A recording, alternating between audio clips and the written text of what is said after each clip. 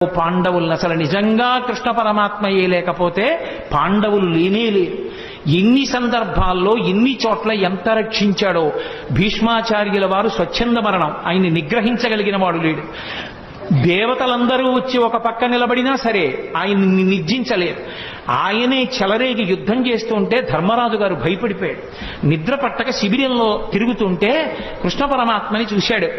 చూశావా కృష్ణ, మా తాత భీష్మాచార్యుల వారు ఇలా విజృంభించి యుద్ధం చేస్తే నా సైన్యం అంతా మడిసిపోతుంది, ఎక్కడి నుంచి వస్తుంది నాకు విజయం అని అడిగాడు.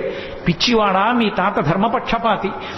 ఇదే సమయం, చీకటి పడిపోయింది, ఎవ్వరుండరు. మీ తాత శిబిరానికి వెళ్ళు. తాత ఇలా యుద్ధం చేస్తే మాకెక్కడి నుంచి విజయం వస్తుంది, తాత మార్గం లేదా అని అడుగు. పాపం మహానుభావుడు ఇంతమంది మనవల్ని పిల్లల్ని పెంచి పెద్ద చేసి రాజ్యరక్షణ చేసినందుకు చిట్ట చివరికి తన మనవడి చేత అడగబడ్డాడు, తాత నువ్వు ఎలా చచ్చిపోతావు చెప్పు అని.